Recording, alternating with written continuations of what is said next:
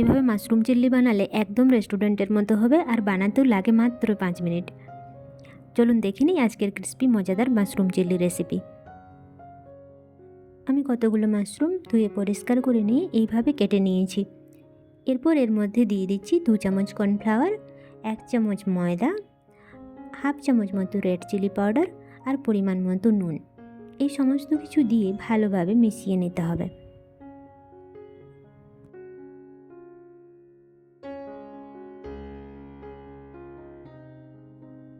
2-3 চামচ মতো জল দিয়ে আমি একটু ভালো করে মিশিয়ে নিয়েছি।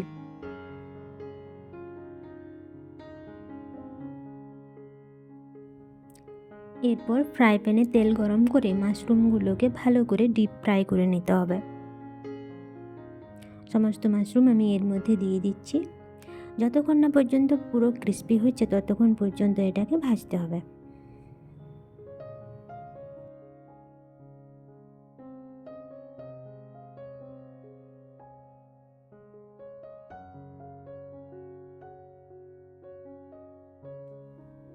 চার 5 মিনিটের মধ্যেই মাশরুমগুলো একেবারে ক্রিস্পি আর গোল্ডেন হয়ে যাবে।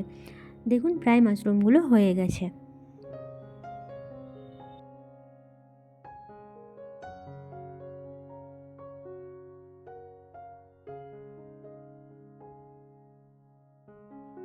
তেল ঝরিয়ে নিয়ে মাশরুমগুলোকে তুলে নিতে হবে। এরপর চিল্লির জন্য আমি একটা পেঁয়াজ একটু বড় বড় করে কেটে নেব।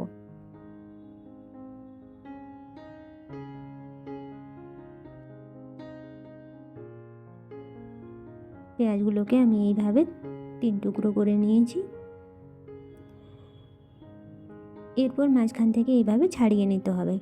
চিল্লিতে আমরা যেরকম পেঁয়াজ ব্যবহার করি।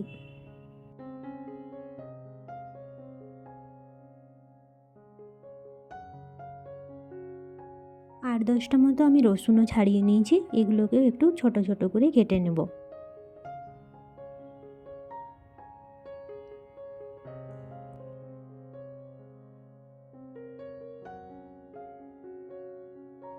এরপর একটা গ্রিন ক্যাপসিকাম নিয়েছি, আমি এটাকেও ছোট ছোট করে কেটে নেব। আপনারা চাইলে আরও বিভিন্ন ধরনের ক্যাপসিকাম, রেড, ইয়েলো এগুলোও ব্যবহার করতে পারেন, তাহলে দেখতে আরও কালারফুল হবে। এরপর আমি মাশরুম ফ্রাই করা তেলটাতেই কিছুটা কমিয়ে দিয়ে পেঁয়াজ এবং রসুনগুলো দিয়ে দিয়েছি। কিছুটা সটে হওয়ার পর আমি ক্যাপসিকামগুলো এর মধ্যে দিয়ে দিচ্ছি। পুরোপুরি ভাজার দরকার নেই, পেঁয়াজ এবং ক্যাপসিকামগুলো নরম হয়ে আসলেই হবে।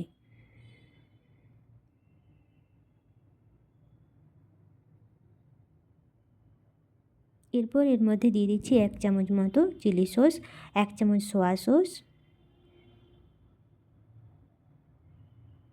আর হাফ চামচ মতো ভিনেগার। সমস্ত কিছু দিয়ে ভালোভাবে মিশিয়ে নিতে হবে। এরপর এতে আমি দিয়ে দিচ্ছি 5-6 চামচ মতো টমেটো কেচাপ।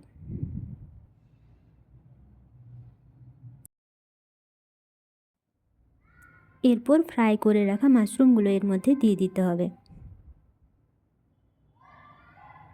সমস্ত কিছুকে ভালোভাবে মিশিয়ে নিলেই একেবারে রেস্টুরেন্টের মতো তৈরি হয়ে যাবে মাশরুম চিল্লি।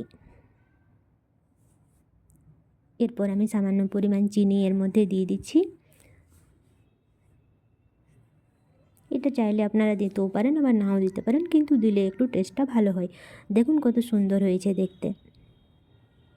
এটা খেতে যেমন সুস্বাদু তেমনি কিন্তু খুব তাড়াতাড়ি তৈরি হয়ে যায়। গরম গরম লুচি, পরোটা বা ফ্রায়েড রাইস যে কোনো কিছুর সাথে আপনারা এটা খেতে পারেন।